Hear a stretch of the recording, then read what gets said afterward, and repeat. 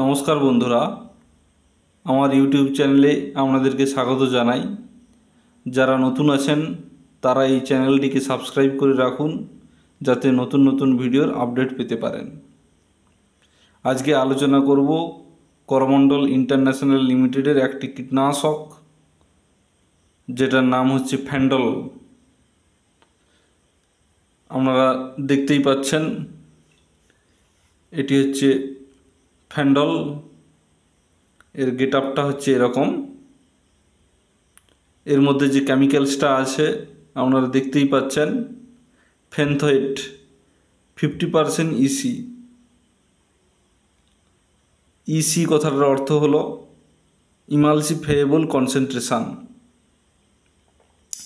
এবারে আলোচনা করব কোন কোন ফসলে আপনারা এই ফেন্ডলকে ব্যবহার করতে পারবেন এবং এর প্রয়োগ বিধি কী আছে এবং কোন কোন পোকাকে এ মারতে সক্ষম এবং এর ডোজ সম্পর্কে বলবো।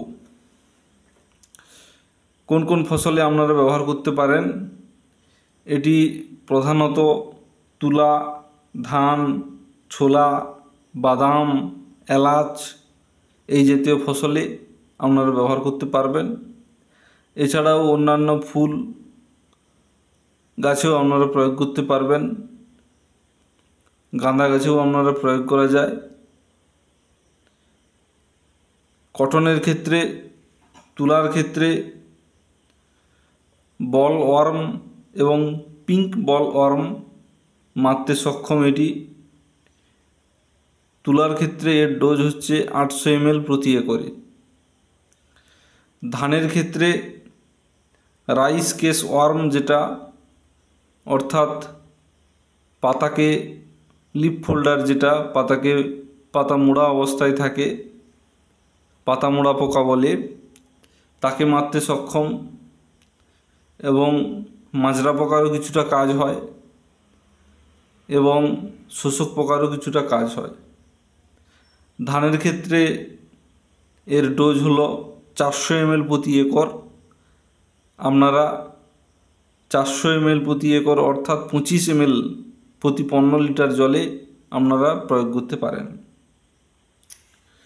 ছোলার ক্ষেত্রে পট বোরার পোকাটির জন্য ভালো কাজ করে।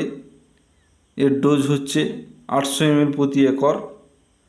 এবং বাদাম চাষের ক্ষেত্রে, বাদাম গাছের ক্ষেত্রে লিফ উইভার পোকার জন্য এটি ভালো কাজ করে। বাদামের ক্ষেত্রে এর ডোজ হচ্ছে 400 ml প্রতি একর। এবং এলাচ, যারা এলাচ চাষ করেছেন তাদের এলাচের জন্য আপনারা এটি ব্যবহার করতে পারেন। এলাচের ক্ষেত্রে ডোজ হচ্ছে 200 ml প্রতি একর। এবং এলাচে যে থ্রিপস পোকা হয়, সেই থ্রিপসকে মারতে সক্ষম আমাদের এই ফেন্ডল। নমস্কার, ধন্যবাদ। যারা নতুন আছেন তারা এই চ্যানেলটিকে সাবস্ক্রাইব করবেন, যাতে নতুন নতুন এই ধরনের ভিডিও আপনারা পেতে পারেন। এবং এর গেট আপটা আপনাদেরকে দেখিয়ে দিচ্ছি।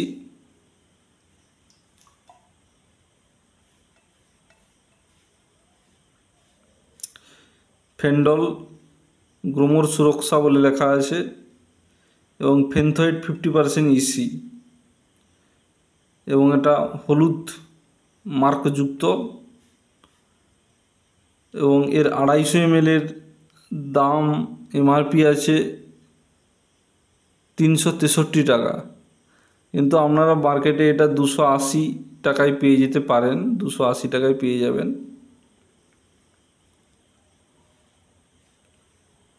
নমস্কার, ধন্যবাদ।